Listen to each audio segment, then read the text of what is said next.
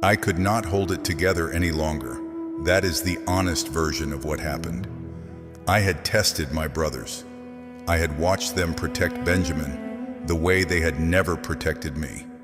I had seen Judah, who had suggested selling me in the first place, offer himself as a slave in Benjamin's place so that our father wouldn't lose another son. Something broke open in me. I sent every Egyptian out of the room.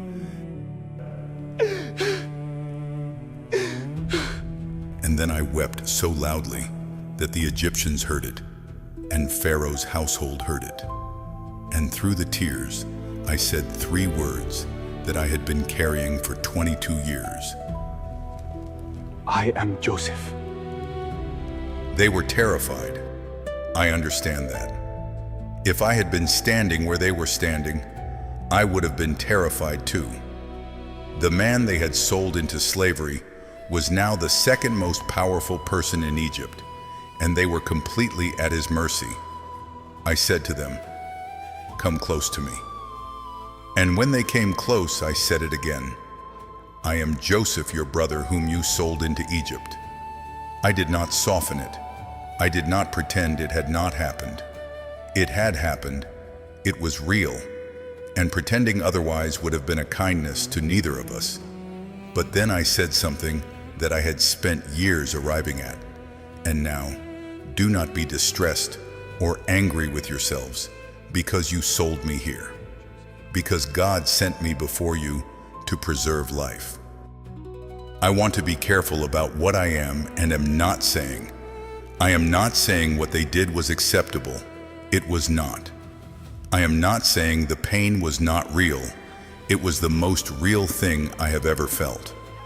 I am not saying that because God used it, the wound did not exist. The wound existed. It still does in some form.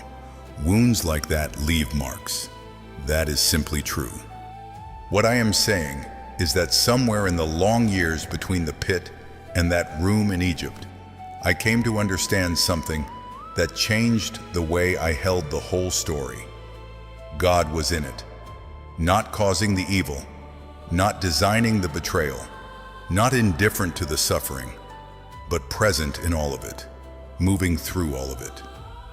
Working in the in-between spaces that felt like silence and abandonment, but were actually something else entirely.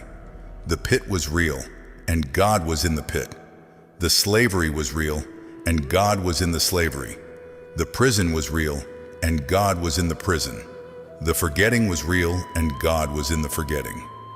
None of it was wasted, not one day, not one dark room, not one moment of waiting that felt like it would never end. My father was still alive. When they told me that, I wept again. Jacob, still alive, still in Canaan. An old man who had spent 22 years grieving a son he thought was dead. I sent my brothers back with wagons and provisions and a message. When Jacob heard I was alive, the text says, his heart became numb because he did not believe them, and then they told him everything. And the spirit of their father Jacob revived. He said, "It is enough.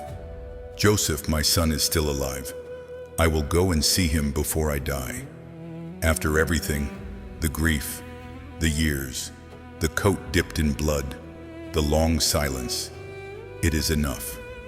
Joseph is alive. You meant evil against me, but God meant it for good. I said that to my brothers later, when our father had died, and they were afraid I would finally take revenge.